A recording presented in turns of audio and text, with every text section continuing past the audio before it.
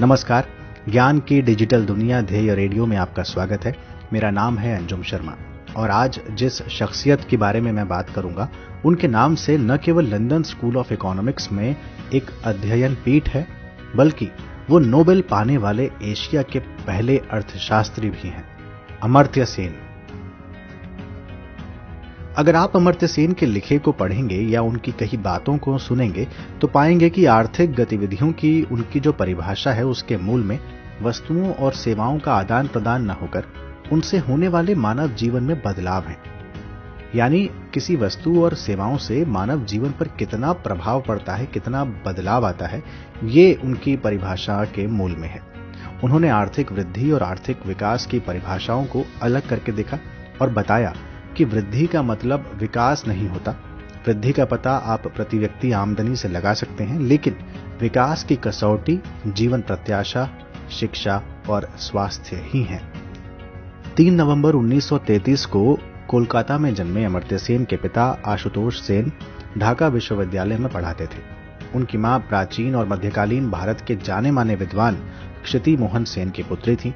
क्षिति मोहन सेन रविंद्रनाथ टैगोर के काफी करीबी थे। बताया जाता है कि रविंद्रनाथ टैगोर ने ही अमर्त्य नाम सुझाया था।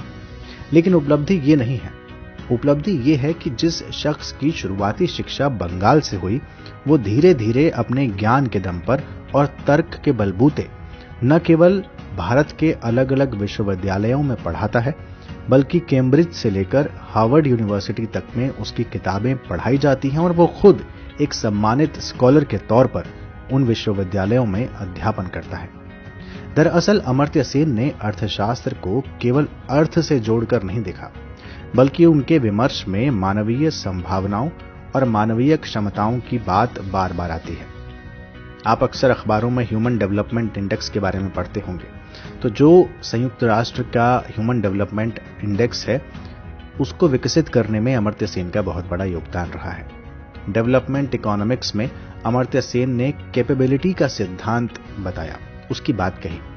इस कैपेबिलिटी थ्योरी के हिसाब से राज्य को ऐसे समाज बनाने पर जोर देना चाहिए जहां सभी मनुष्य अपनी क्षमताओं को पहचान सकें और उसे विकसित कर सकें।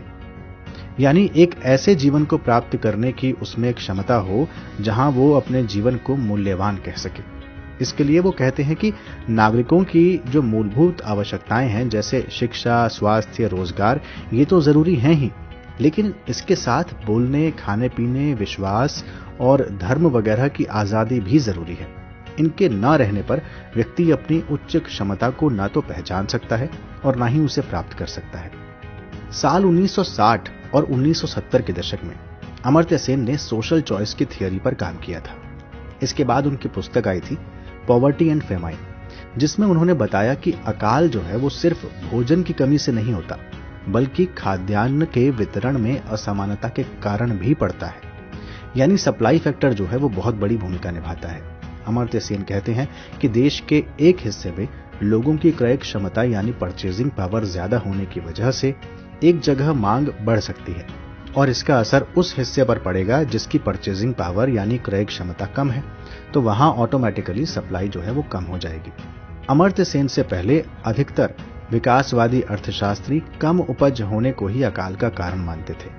अमर्त्य सेन की जिस बात के लिए सर्वाधिक चर्चा हुई वो है उनका कल्याणकारी अर्थशास्त्र में योगदान, यानी कंट्रीब्यूशन इन वेलफेयर इकोनॉमिक्स।